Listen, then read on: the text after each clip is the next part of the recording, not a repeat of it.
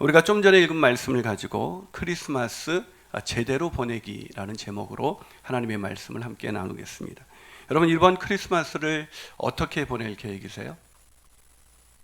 아무 계획이 없어요? 그냥 수요일날 예배 드리고 그냥 하루 종일 그냥 TV와 함께 이렇게 보내십니까?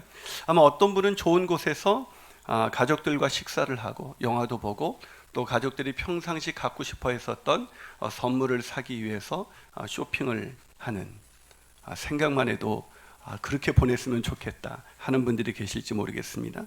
그런데 이 팀 켈러가 그의 책 예수라는 책에서 이렇게 말을 합니다. 크리스마스에서 상업성을 배제하기란 이제 불가능한 지경에 이르렀으므로 앞으로도 세상은 크리스마스를 계속 세속절기로 즐길 것이다. 다만 우려하는 바는 그러다 보면 대다수의 사람들 사이에서 이 절기의 참 의미가 점점 퇴색하리라는 점이다. 그래요, 많은 사람들이 성탄의 의미를 모른 채 성탄을 보내고 있습니다. 안타까운 것은 교회를 다니는 사람들도 이 성탄의 의미를 잘 알지 못한 채 그냥 세상 사람들이 즐기는 것과 똑같은 그런 세속 절기로서의 크리스마스를 보내는 분들이 굉장히 많이 있다는 것입니다. 그냥 선물을 주고받고, 내가 좀 평상시 원했던 선물도 받고 좋은 곳에서 식사도 하고 시간을 보내는 것, 그것을 크리스마스를 제대로 보내는 것이라고 생각합니다. 아닙니다. 그것은 크리스마스를 제대로 보내는 것이 아닙니다. 오늘 본문에는 크리스마스를 앞두고 우리가 반드시 깨달아야 할 것이 있다고 우리에게 가르쳐주고 있습니다. 그게 뭘까요? 바로 예수가 그리스도이시다라는 것을 제대로 깨달아야 한다는 것입니다. 이것을 깨닫지 못하면 크리스마스를 제대로 보내지 못할 뿐만 아니라, 매년 크리스마스가 온다 해도 의미 없는 크리스마스를 보낼 수밖에 없기 때문입니다. 하지만 안타깝게도 예수님 당시 종교 지도자들과 유대인들은 예수가 그리스도라는 것을 깨닫지 못한 채 시간을 보내고 있었습니다. 다윗의 자손으로 오신 메시아, 즉 그리스도가 온다는 것을 알았고 그리스도를 기다렸지만, 그리스도이신 예수가 그들 곁에 계셨음에도 불구하고 그들은 그리스도를 만나지 못했습니다. 그런데 문제는 이 예수가 그리스도라는 것을 오늘날에도 깨닫지 못한 채 살아가는 사람들이 굉장히 많이 있습니다. 그러니까 예수가 그리스도라는 그런 이야기는 들어봤지만, 그리스도가 진정한 나의 구원자이시고 나의 주님이시라는 것을 제대로 깨닫고 믿는 사람은 오늘날 교회 안에도 별로 많지가 않다는 것입니다. 사랑하는 여러분, 예수가 그리스도라는 것을 깨달으셨습니까? 정말로 깨달으셨습니까? 그렇다면 그 사람처럼 복된 사람은 없을 것입니다. 바로 그 사람은 예수 그리스도께서 우리를 위하여 이 땅에 오심으로 죄와 사망에서 구원받아 그 어떤 것과도 바꿀 수 없는 구원의 감격과 감동으로 매일을 지낼 수 있기 때문입니다. 여러분, 그 축복을 누리며 살게 되시기를 주님의 이름으로 축복합니다. 크리스마스가 다가올 때 내가 원하는 대로 올 한 해 인생이 안 풀렸다 할지라도 예수가 나를 위하여 십자가에서 죽으시고 부활하셔서 나의 구주가 되셨다, 이 한 가지 사실만으로도 우리는 그 누구보다도 축복받은 사람이라는 것을 깨닫게 되시기를 주님의 이름으로 축복합니다. 그렇다면 예수가 그리스도라는 것을 깨닫고 믿는 자의 축복은 도대체 어떤 축복일까요? 첫 번째로 외식하는 삶에서 벗어나게 된다는 것입니다. 뭐라고요? 외식하는 삶에서 벗어나게 된다는 것입니다. 여러분, 오늘 본문은 예수가 그리스도이심을 깨닫지 못하는 사람들의 가장 큰 문제 하나를 지적하고 있습니다. 그 문제가 뭘까요? 자, 본문 38절부터 39절입니다. 한번 같이 읽어주시겠습니까? 시작. 예수께서 시장에서 문안받는 것과 회당의 높은 자리와 잔치의 윗자리를 원하는 서기관들을 삼가라. 누구를 삼가라고요? 서기관입니다. 왜 서기관들을 주의하라, 그들을 조심하라, 왜 이랬을까요? 여러분, 누군가가, 여러분, 이게 되게 기분 나쁜 얘기예요. 만약 제가 지나가는데, 야, 김인환 목사를 조심해, 이거 되게 안 좋은 얘기잖아요. 저를 조심하시기 바랍니다. 조심하라. 이 조심하라, 서기관들을 조심하라. 서기관들이 누구예요? 말씀을 가르치는 사람들입니다. 그 사람들을 조심하라는 거예요. 왜 그랬을까요? 그 사람들과 함께 있다 보면 외식을 배우게 되기 때문입니다. 외식하는 사람들이기 때문입니다. 여러분, 예수님이 그리스도라는 것을 깨닫지 못하는 사람의 가장 치명적인 문제는 뭐냐면 외식에서 벗어날 수가 없다는 것입니다. 여러분, 오늘 이 서기관들이 어떤 사람들인지 한번 볼까요? 자, 일단 그들이 아까 읽은 본문에 보니까 어떤 옷을 입고 다닌다고 되어 있어요? 긴 옷을 입고 다닌다. 그러니까 이게 그 당시 유행했던 스타일이었기 때문이 아니라 이 긴 옷을 입는다는 것은 그 당시 세마포로 되어 있어서 통으로 그 아래까지 길게 내려오고 있는 두루마리가 있었는데 그걸 입고 다닌다는 것입니다. 그러니까 오늘날로 그거는 경건의 상징이에요. 경건의 상징. 오늘날로 말하면 그러니까 오늘날로 말하면 목사 가운을 입고 다니는 거예요. 그럼 상상해 보십시오. 제가 어디 여러분과 신방 갈 때도 목사 가운을 입고 다니고 막 길에 막 버스 탈 때도 막 가운 입고 다니면 사람들이 저를 보고 어떻게 생각할까요? 아, 목사님이시군요. 이걸 대번 알아버리죠. 근데 제가 가운을 안 입고 다니니까 사람들이 제가 목사인지를 몰라요. 말씀드린 것처럼 다 연예인인 줄 알아요. 제가 이렇게 그 가운을 입고 다니면 목사님이시. 여러분, 신부님들은 딱 보면 신부님인지 알아요. 옷을 그렇게 입고 다니기 때문입니다. 다시 말해서 통으로 된 긴 옷을 입고 다닌다는 것은 이 사람들이 경건한 사람들이구나 라는 것을 이렇게 사람들에게 보여주는 것입니다. 여러분, 그뿐이 아닙니다. 이 사람들은 늘 시장에서 아까 본문 읽은 거 보니까 시장에서 뭐래요? 인사받는 거 좋아하고 회당의 높은 자리와 잔치의 윗자리를 원한답니다. 즉 남들에게 높임을 받는 그런 인생을 살고 싶은 것이죠. 목사님, 그게 무슨 나쁜 것입니까? 사람에게 명예를 추구하는 것 좋은 거잖아요. 네, 맞아요. 명예를 추구하는 것 그것 자체가 나쁘지 않습니다. 어쩌면 사람은 누구나 다 명예욕이 있죠. 누군가에게 존중받고 존경받고 저 사람 대단한 분이야 뭐 이런 얘기 듣고 싶죠. 그러면 문제는 뭐냐면 존경받고 싶어하는 마음이 나쁜 것이 아니라 존경받고 싶은 마음이 있으면 존경받을 만한 행동을 해야죠. 그런데 이 서기관들의 민낯이 어땠습니까? 이 사람들이 존경받고는 너무 싶어 했는데 이 사람들의 실제 모습은 어땠는가? 자, 본문 40절 다시 한번 읽어봅니다. 40절 시작. 그들은 과부의 가산을 삼키며 외식으로 길게 하는 자니 뭐라고요? 과부의 가산을 삼킨다. 참 나쁜 놈들 아닙니까? 여러분, 삼킬 게 없어서 과부의 가산을 꿀꺽합니까? 여러분, 그 당시 과부가 어떤 처지에 있는 사람들이에요? 여러분, 그 당시 남자의 사회적 가부장적 사회였기 때문에 남자의 사회적 지위와 신분이 그 가족의 모든 운명을 결정하던 시대에 남편이 없다. 이것은 이 과부는 이 고아와 같은 인생을 살게 되는 것입니다. 의지할 데가 아무것도 없는 사람입니다. 돌봐야 되는 사람입니다. 보호해줘야 되는 사람입니다. 그런데 서기관들이 그것도 말씀을 가르치고 남들에게 존경을 받고 싶어하는 그 서기관들이 과부의 가산을 삼켰나? 말이 안 되는 것이죠. 여러분, 게다가 이 사람들이 더 나쁜 건 뭐냐면 그렇게 과부의 가산을 삼켰으면 제가 죄송합니다. 제가 어쨌든 돈에 눈이 어두워서 과부의 가산을 삼켰습니다. 뭐 이래야 되는데 누구보다도 경건한 척했다는 거예요. 아닌 척한 거죠. 누구보다도 다른 사람을 사랑하는 척, 이웃을 사랑하는 척, 하나님을 사랑하는 척 이렇게 척하며 살았다는 것입니다. 여러분, 예수를 믿지 않은 사람들이 우리를 보면 역겨워하는 이유가 뭔지 아십니까? 여러분, 우리가 남달라서 구원받은 것이 아니라 은혜로 구원받은 줄로 믿습니다. 아멘이십니까? 그러면 우리도 다른 사람 볼 때 세상 사람들은 은혜를 아직 못 깨달은 사람이고 우리 똑같은 사람인데 아니 더한 죄인인데 그 사람들은 은혜를 못 깨달은 거고 우리는 은혜를 입은 자인 것입니다. 그럼 우리가 그들을 함부로 대해서는 안 됩니다. 너 어떻게 교회도 안 다니고 너 어떻게 그 모양이냐 이렇게 생각하면 안 되는 거예요. 우리가 더 겸허하게 우리가 은혜 받은 자답게 그렇게 해야 되는데 마치 교회 안 다니는 사람을 막 뭔가 문제가 심각한 사람처럼 막 생각하고 막 이런다는 것이죠. 지금 이 사람들이 그런 것입니다. 그냥 속으로는 막 가부의 가산을 꿀꺽 삼키면서도 누구보다 경건한 척하는 게 이게 역겨운 거예요. 여러분, 건강한 교회는요 죄의 고백이 있어요. 자신의 연약함을 고백합니다. 근데 건강하지 못한 교회는 늘 척하는 교인들이 많아요. 예배 드리는 척, 경건한 척, 사랑하는 척. 우리 교회 오시면 여러분 깜짝 놀라는 게, 이게 목장이 들어가면 자신의 허물을 고백해요. 왜 고백할까요? 그 허물을 덮어주시는 하나님의 은혜를 입었기 때문입니다. 아멘이십니까? 그런데 이 사람들은 척하면서, 그 척하는 대표적인 게 뭐예요? 일단 기도를 길게 했다는 거예요. 일단 기도를. 기도를 길게 하는 사람 조심하세요. 이 기도를 길게. 그래서 저는 아시는 것처럼 이 말씀이 생각나서 절대 기도를 길게 안 해요. 저는 금요 기도회도 끝나면 바로 일어납니다. 이 말씀이 생각나서. 그러면 어떤 교인은 아직도 막 기도하고 있어요.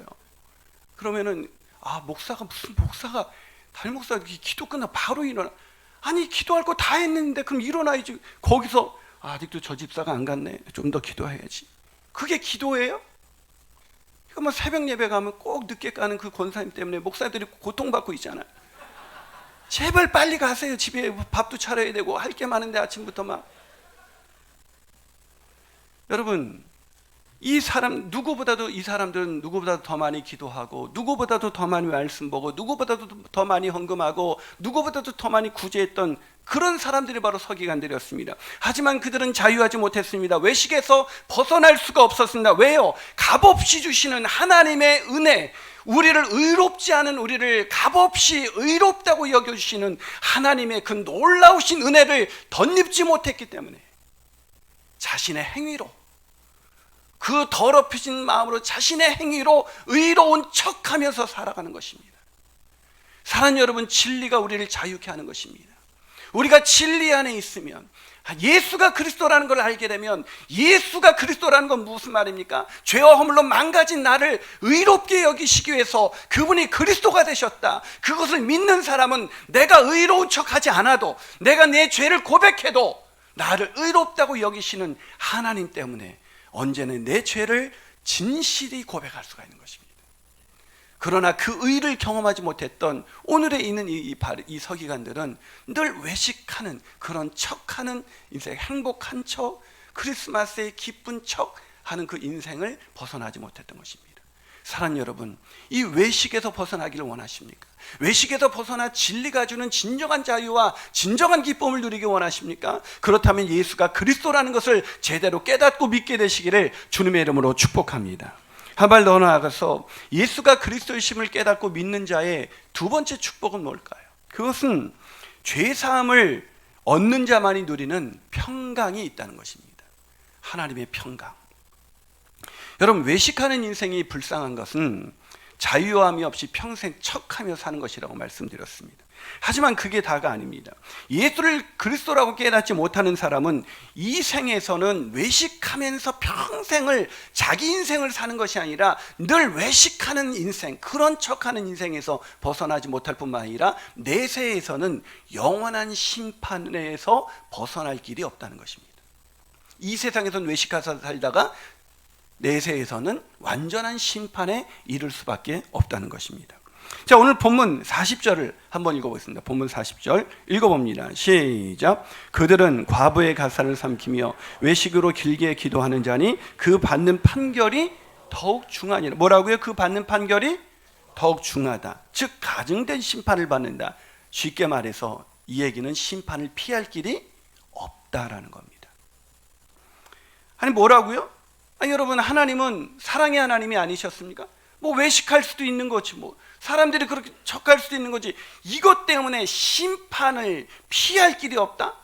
하나님이 사랑의 하나님 맞습니까? 이렇게 얘기할 분이 계실지 몰라요. 네, 하나님은 이들을 사랑하셨습니다. 여러분, 근데 착각하면 안 돼요. 하나님은 사랑의 하나님이지만 공의의 하나님이십니다.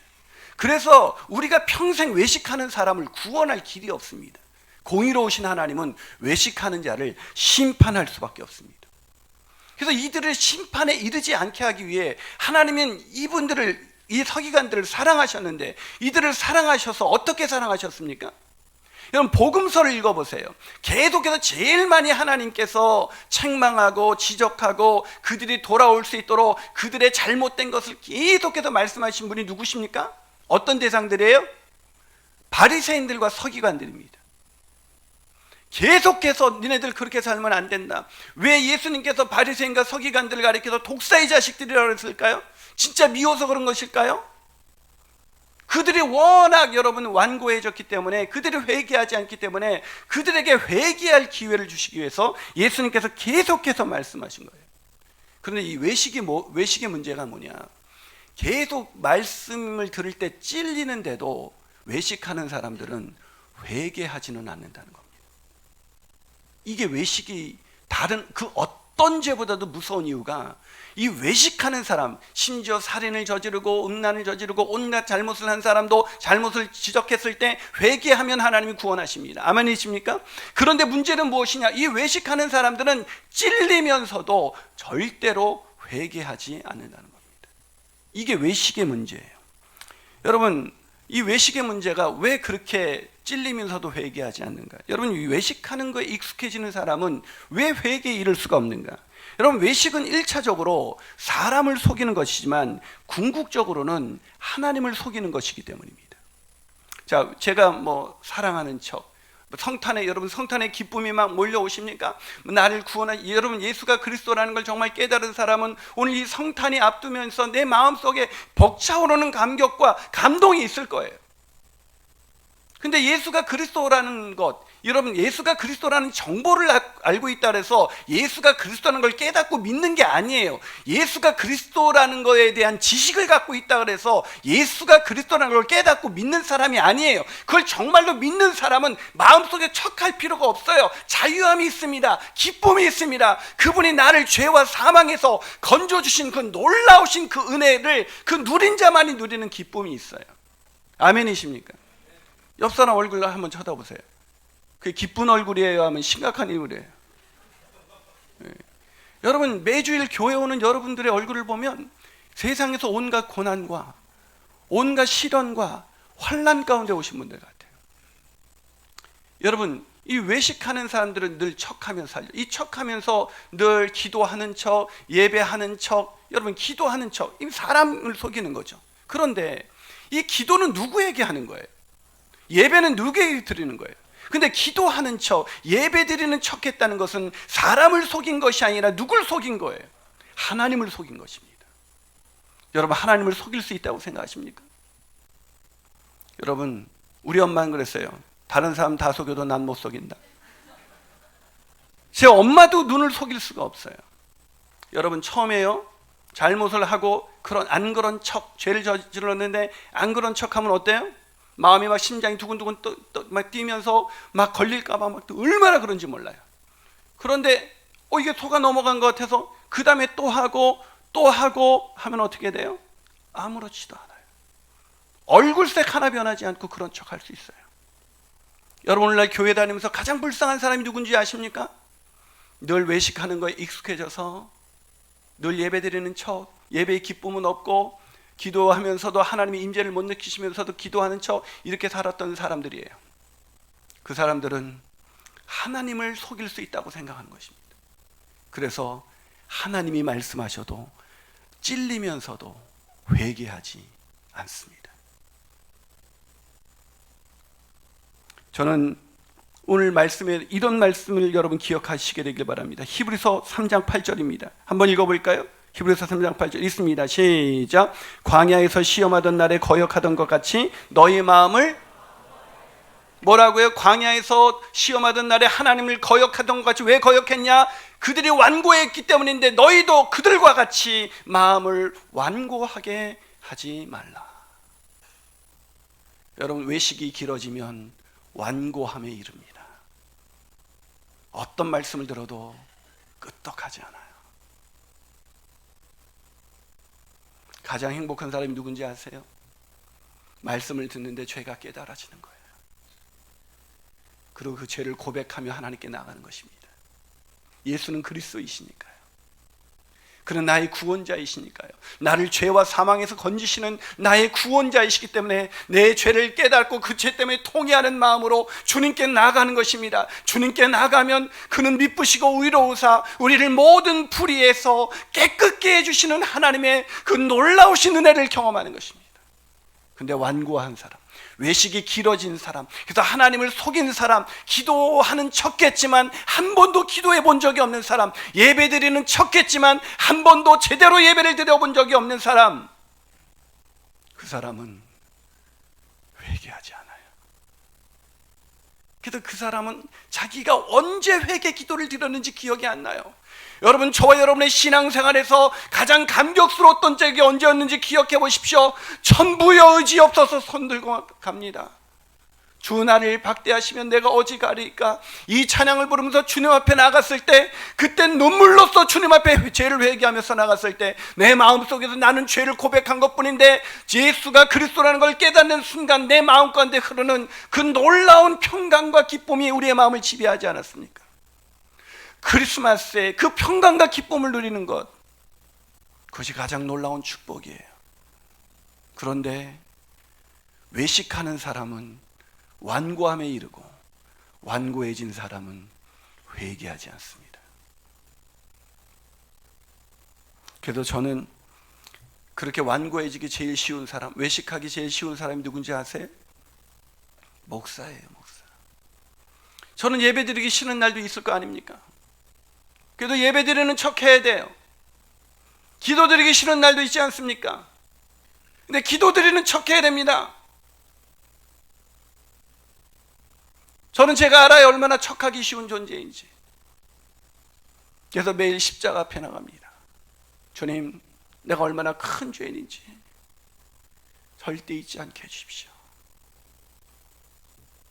주님의 은혜가 아니면 단 한순간도 버틸 수 없는 인간이라는 거 하나님 늘 기억하게 해주십시오. 사랑하는 여러분, 크리스마스에 우리가 드려야 할 기도가 뭘까요?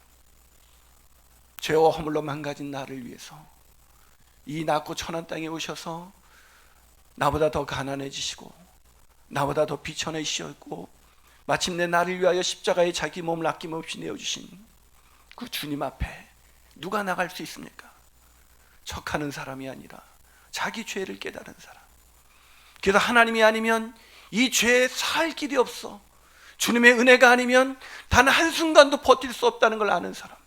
그 사람이 크리스마스에 죄의 삶에서 오는 놀라운 평강을 누리게 되는 것입니다. 그 평강을 누리게 되시기를 주님의 이름으로 축복합니다. 마지막으로 예수가 그리스도이심을 깨닫고 믿는 자의 축복은 무엇일까요? 그것은 헌신이 가장 큰 기쁨이 된다는 것입니다. 여러분, 말씀을 드린 것처럼 서기관과 종교 지도자들은 지속적인 외식에서 오는 완고함 때문에 회개의 기회를 놓치고 말았습니다.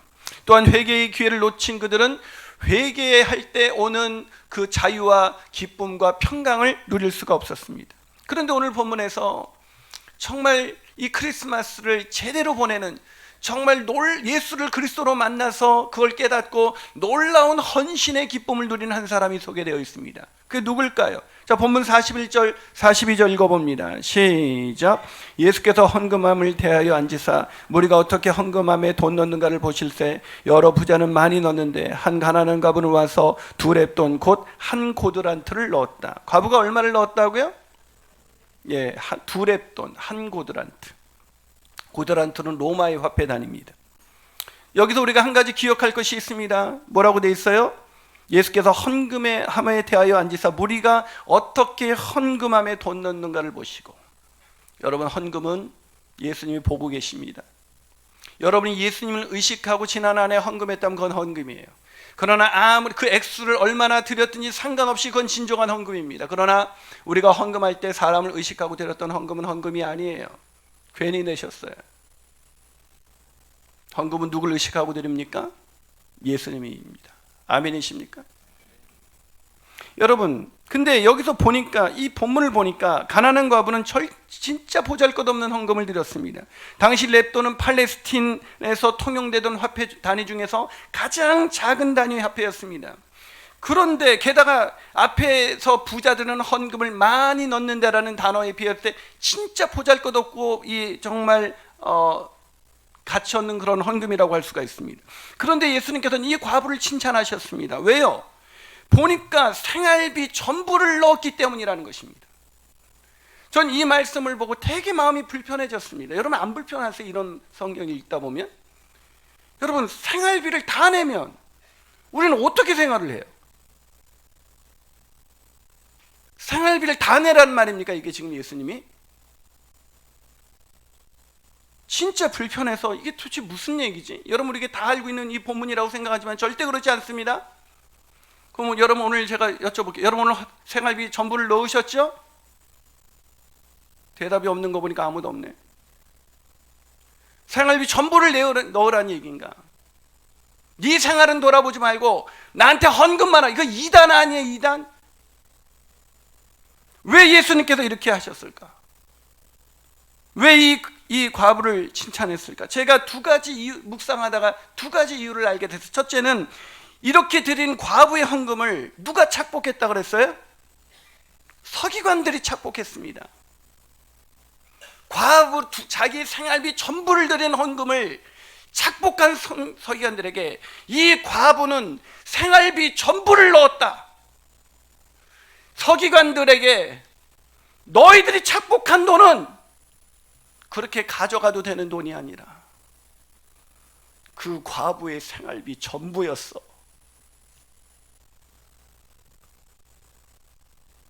이 말씀 앞에 저를 비롯해 한국의 목회자들은 겸허하게 서야 되는 것입니다.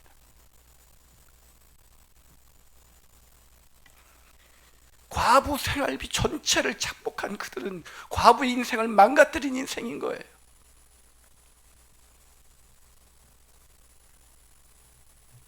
또 한 가지 이유가 있어요. 그것은 과부가 생활비 전부를 드리고도 그 마음에 기쁨이 있다는 걸 알려주기 위한 것입니다. 여러분, 과부가 왜 다 드렸을까요? 매번 다 드렸을까요? 그렇지 않습니다. 주님은 지금 이 과부를 위해서 십자가에 지시기 위해서 이 땅에 오셨고, 과부를 위해서 지금 십자가에 가시기 직전에 와 계십니다. 공생애가 지금 끝나가는 과정입니다. 이제 예수님은 죽으러 가십니다. 누구를 위하여? 이 과부와 저와 여러분을 위해서 지금 십자가를 지러 가시는 것입니다. 그러게 과부는 자기 생활비, 그것이 얼마 되지 않는 돈이지만 자기 생활비 전부지만 마치 옥합 향유를 깨뜨려 예수님의 장례를 준비했었던 마리아처럼 이 과부는 자신의 생활비 전부를 자신을 위해서 죄와 허물로 망가진 과부, 세상에서 비천하고 가장 비천한 그 과부를 위하여 그 거룩하신 하나님의 아들이 자기 몸을 십자가에 전부 드리는 그 사건 앞에서 이 과부는 자신의 전부를 드리지 않을 수가 없었던 것입니다.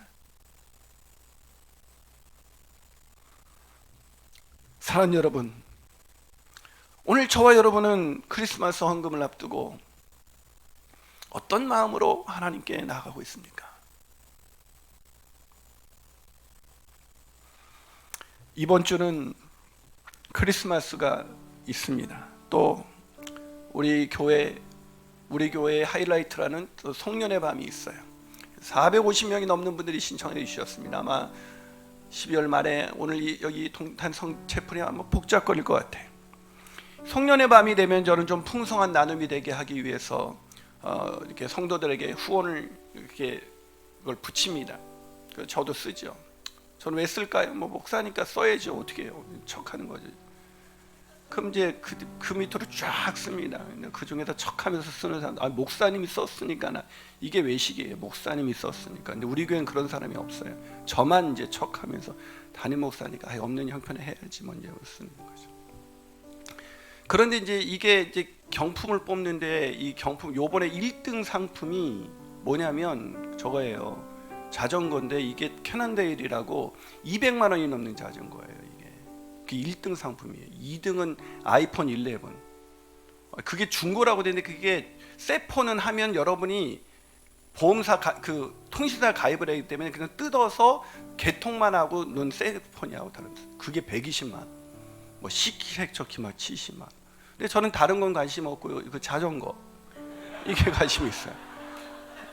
왜냐하면 제가 자전거를 좋아하거든요. 제가 초등학교 2학년 때부터 자전거 탔어요. 근데 재작년까지는 우리 성도들만 그 행운거를 넣게 하고 우리 교육자들은 못 넣게 했어요. 저도. 근데 부교육자들이 작년에 너무 그 경품이 탐나서 목사님 우리도 넣으면 안 될까요? 그래서 이제 부교육자들은 넣게 했어요. 그리고 저만 빠졌어요. 저만. 척하는 거죠. 나는 그래도 담임 목사인데 내가 받으면 얼마나 민망할까. 또 주최 측이 짠 거 아닐까 뭐 이럴까 봐 저는 안 했어요. 근데 올해는 안 넣을 수가 없어요. 저도 자전거가 있어요. 그런데 그걸 제 쪽 목록을 보다 보니까 다 어려운 중에 성도들을 섬기기 위해서 쓰는데 그 중에 보니까 진짜 가난한 사람이 이름이 있는 거예요. 제 마음이 불편했어요. 이 사람은 이런 걸 쓸 사람이 아니라 좀 받아도 현찮은 사람인데 이걸 왜 썼지? 하나님, 나 너무 불편해요. 이러려고 붙인 거 아닌데. 제가 늘 목회를 하다 보면 있는 사람이 헌금하지 않더라고요. 너무 불편한데 하나님이 그날 저에게 찾아오셔서 이렇게 말씀하셨습니다. 김 목사, 저 사람은 내 사랑을 알아. 여러분, 주님의 사랑을 아십니까? 죄와 허물로 망가진 이 비천한 우리를 위해서 그 하늘 영광 보좌에서 내려오셔서 그 어떤 인간보다도 가난한 짐승이 태어난 말 구유에서 태어나시고 가장 비천하게 사시다가 마침내 우리를 위하여 아들을, 자신의 전부를 내어주신 하나님, 그분이 나의 그리스도이시다. 이것을 믿는다면 우리는 다 받은 사람이기 때문에 이번 성탄 무엇을 받을까, 그것이 우리의 관심이 아니라 이 사랑을 소외된 이웃들과 어떻게 나눌까, 무엇을 나눌까, 얼마를 더 나눴을까. 생활비 전부를 내어주신 그 과부처럼 내 전부를 이웃과 나누는 심정으로 그런 나눔의 성탄이 되시기를 주님의 이름으로 축복합니다. 기도하시겠습니다.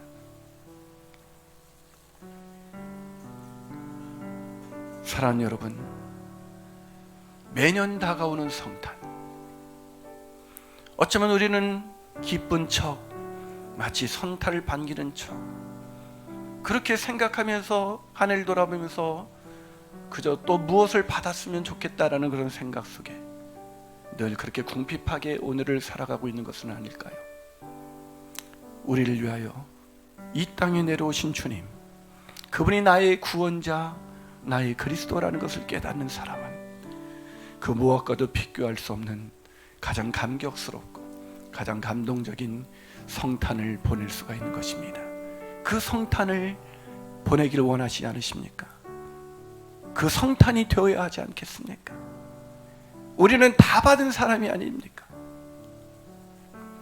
우리 그 마음으로 이 찬양 부르면서 나갔으면 좋겠습니다. 그 크신 하나님의 사랑 찬양합니다. 그 크신 하나님의 사랑 말로 다 형용 못하네. 저 높고 높은 별을 넘어 이 낮고 낮은 땅 위에 최고한 영혼 구하며 그 아들 보내사 화목제를 삼으시고 죄 용서하셨네. 하나님 크신 사랑을 정량다 못하는 영원히 변치 않은 사랑 성도여 찬양하세. 우리 가슴에 손을 감아 찬양 기도해 볼까요? 사랑하는 여러분, 하나님의 크신 사랑, 그 사랑은 바로 십자가 위에 있습니다. 그분이 왜 십자가에 달리셨습니까? 나의 구주, 나의 그리스도가 되시기 위해서 십자가에 달리신 그 놀라우신 그 은혜, 그 은혜로 인하여 우리는 죄와 허물로 망가졌음에도 불구하고 척하며 살 필요가 없습니다. 오히려 내 죄를 고백할수록 나를 더 크게 은혜로 덮으시는 하나님의 은혜를 경험하는 것이 바로 신앙생활입니다. 내가 마치 신앙생활 잘하는 척할 필요가 없습니다. 아무리 잘하려고 노력해도 또 범죄하고 또 실패하고 또 무너지는 것, 그것이 바로 우리인 것입니다. 그게 본질상 죄의 진노의 자녀이고 우리가 죄의 종이라는 뜻입니다. 우리는 본질상 죄의 종이고 진노의 자녀이기 때문에 아무리 노력해도 하나님의 기준에 이를 수가 없습니다. 우리는 매일 실패합니다. 매일 넘어집니다. 매일 연약합니다.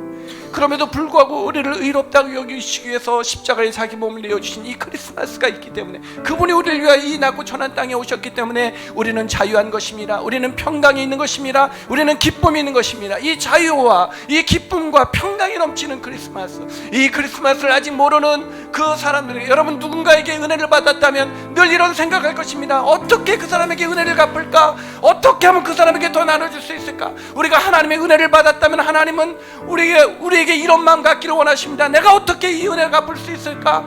이 은혜를 어떻게 하나님이 사랑하는 이웃들에게 나눠줄 수 있을까?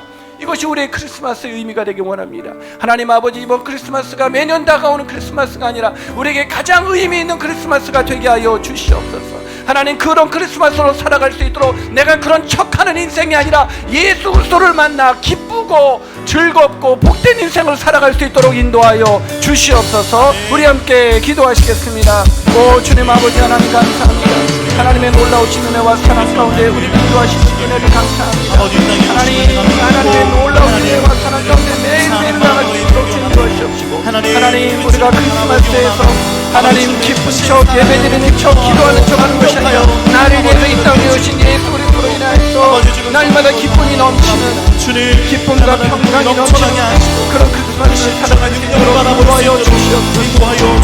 오 주님 아버지, 오 주님 아버지 하나님, 오 주님 감사합니다. 하나님 크신 사랑 찬양합니다.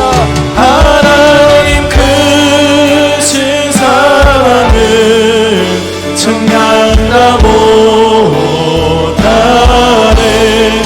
영원히 변치 않은 사랑 성도여 찬양하세.